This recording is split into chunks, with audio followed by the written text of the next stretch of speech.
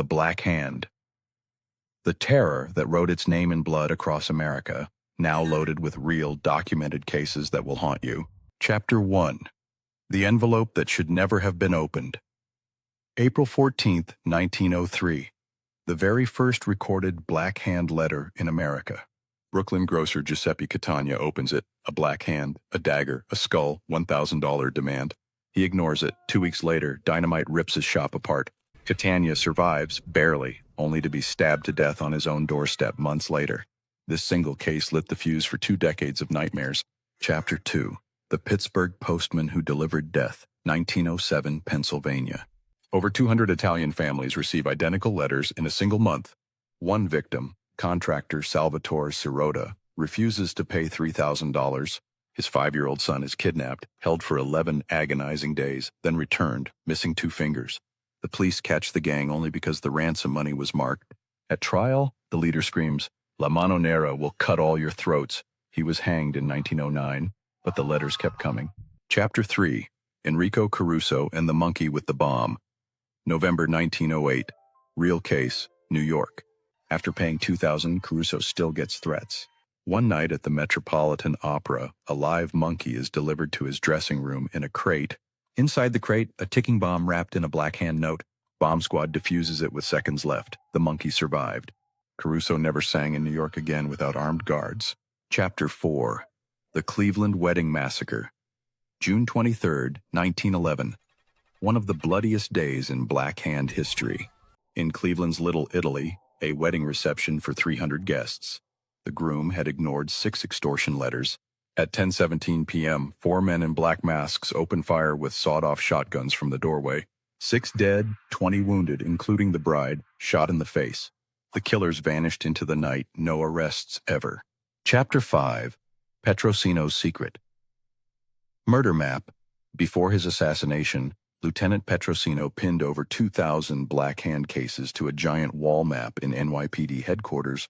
The blood-red pins stretched from New York to Chicago, New Orleans, San Francisco, even small mining towns in Colorado. One cluster in Yonkers, 1906 to 1908. 38 bombings. 11 murders. 4 children kidnapped and dismembered. Petrosino's last note on the map, written the day before he sailed to his death. They are not a gang. They are a nation without a flag. Chapter 6. The Chicago Barrel Murders, 1910 to 1911. The cases that made even hardened detectives vomit. 6 victims found stuffed in barrels on the streets of Chicago's Little Italy. Each barrel had a black hand carved into the wood. Inside, bodies hacked apart, eyes gouged, tongues removed. The final barrel contained only a single note. This is what happens when you talk to Petrosino's men. The killer signed it, the Society of the Banana Men, a real Black Hand cell that used fruit crates to ship body parts across state lines. Chapter 7. The Detroit White Hand Society. Counterterror 1912. The Italian community finally fights back. A secret vigilante group calling itself La Mano Bianca, the White Hand, is formed. In 18 months they execute 29 known Black Hand members, hanging them from meat hooks in abandoned slaughterhouses. One victim was found with his own Black Hand letter nailed through his eyes. Police looked the other way. The bombings in Detroit stopped overnight. Chapter 8. The Last Great Outrage, the Wall Street Bomb of 1920. September 16, 1920.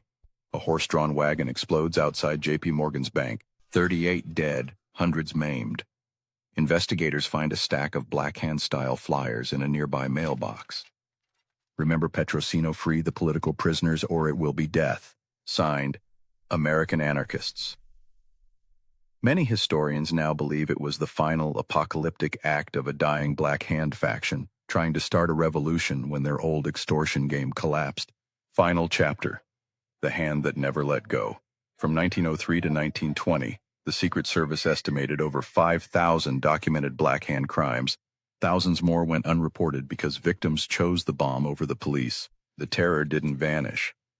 It just put on a silk tie, learned English, and renamed itself Cosa Nostra. If your stomach is turning and you need to see the actual letters, the crime scene photos, the banned police files, smash that like button and subscribe to Behind the Veil Truths right now.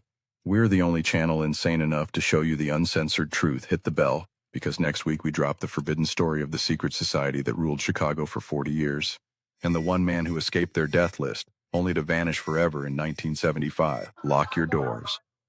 The hand is still out there, behind the veiled truths, where history doesn't sleep, it waits.